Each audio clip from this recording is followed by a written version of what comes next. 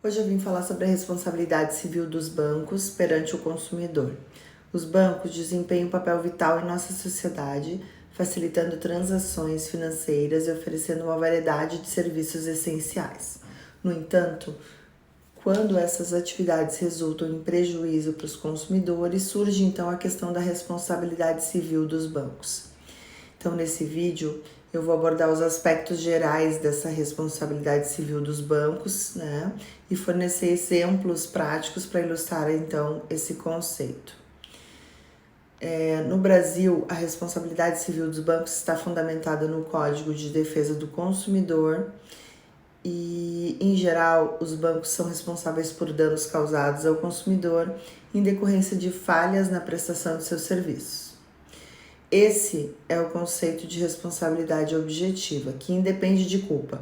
Se o serviço prestado causou dano ao consumidor, o fornecedor deve repará-lo.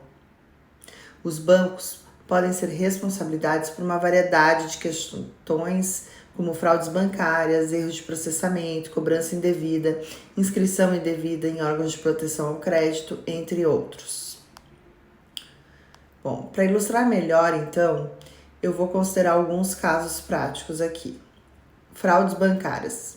Imagine então que um consumidor teve seu cartão de crédito clonado e foram realizadas compras sem seu consentimento. Nesse caso, o banco ele pode ser responsabilizado e deverá arcar com os prejuízos, a menos que consiga provar que o consumidor agiu ou com negligência ou com má fé. Agora, caso de cobrança indevida. Se um banco cobra do consumidor taxas que não foram previamente informadas ou acordadas, isso pode resultar em responsabilidade civil. O banco ele pode ser obrigado a devolver o valor cobrado indevidamente em dobro, além de indenizar por eventuais danos morais. Inscrição indevida em órgãos de proteção ao crédito. Caso o banco inscreva o nome do consumidor em órgãos de proteção ao crédito, como SPC ou Serasa, de forma indevida, ele pode ser responsabilizado e deverá, então, indenizar o consumidor pelos danos morais sofridos.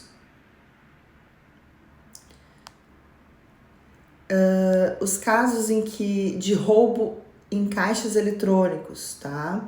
Esse caso aqui, ele merece destaque porque o roubo ou furto ocorrido em caixas eletrônicos, né? O Superior Tribunal de Justiça, o STJ, ele tem entendimento consolidado no sentido de que os bancos eles são responsáveis pela segurança dos consumidores nesses locais de atendimento. Portanto, se um cliente sofre um assalto nas dependências ou imediações de um caixa eletrônico, o banco pode ser responsabilizado e deverá indenizar o cliente pelos danos sofridos.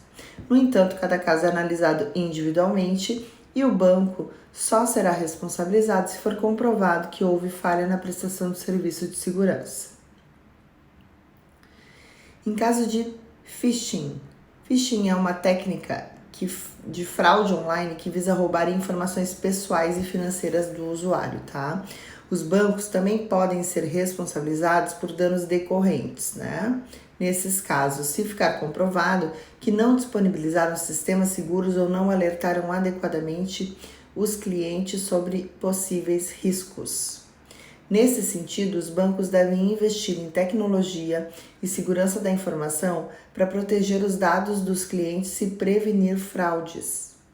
Além disso, é importante que os bancos instruam os seus clientes sobre como utilizar os serviços bancários online de maneira segura.